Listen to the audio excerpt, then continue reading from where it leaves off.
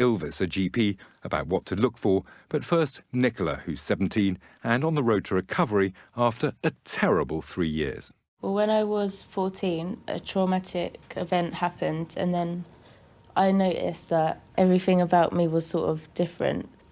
I used to be this happy person that was always out, going out all the time with her friends and all of that. And then after the event happened, I wouldn't go out. I would cry a lot. I kept myself to myself. I started to self-harm. I had suicidal thoughts, and it was just like I was a completely different person. But Self-harming, how often? What were you doing? I would self-harm every day, not just cutting through overdoses and stuff.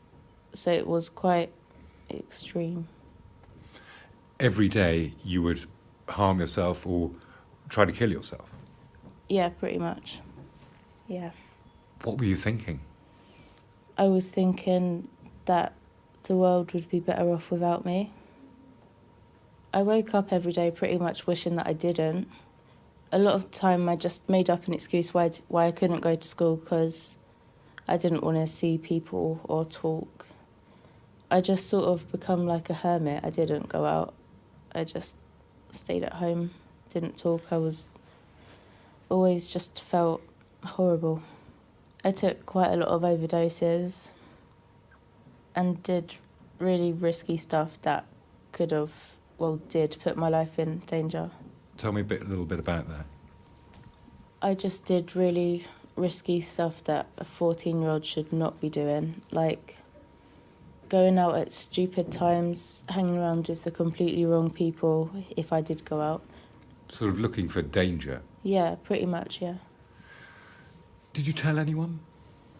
I told my dad's girlfriend, and she took me to the GP, but they turned me away because apparently it wasn't severe enough.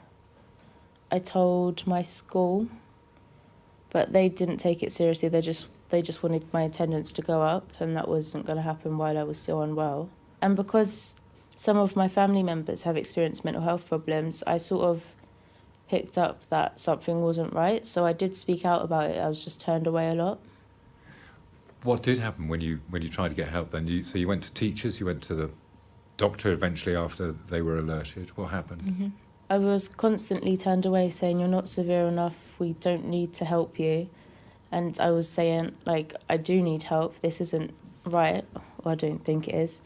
I went to A&E at least once a week or something with something really dangerous that I'd tried to do to myself, and my dad would always say, "Can you please do something to help her, because I don't want to wake up one day and find out that my daughter's dead." My dad didn't really know what to do, so he always took me to A&E desperate for help, but they didn't help at all. You just sit there for hours and hours, and I think it took at least 20 trips to A&E before I was listened to once. It's really horrible, especially when it takes a lot of courage for someone to try and get help, and then to be turned away is just why did I bother? So people really need to take more consideration for the people when they reach out and ask for help. Were you very isolated? Were you always alone then, did it seem like? I had a couple of friends, but I was quite isolated because, in high school, no one understands. Everyone's just trying to fit in, and when you don't, it's just you're a bit like an alien.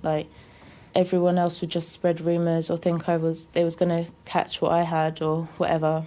Most of the time, especially when I was stressed, I'd hear voices, and they'd tell me to do negative things. They'd put me down a lot. Yeah. What were they saying? They would say you're worthless, you need to kill yourself. Different voices?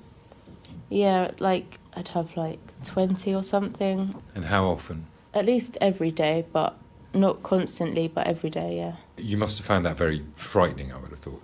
It was probably the worst bit about my illness. It's really scary, and because I've heard voices, and there would always be some sort of rumour about what I was going through or whatever, people would just say "Are you crazy?" and stuff, and it's no, I'm just ill.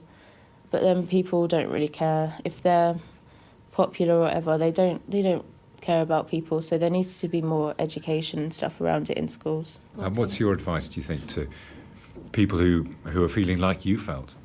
If someone felt how I felt, I'd say keep asking for help until you get it, because you do deserve it and you have the right to help, whether people want to acknowledge it or not. Just know that even if you feel alone, you are worth more than what you're going through, and you can get through it with the right help. You just need to keep trying to get that help, and eventually you will get it, because there are people out there that care. You just have to find them. That was Nicola, who had a horrible time getting listened to, even though she desperately needed help. The thing about mental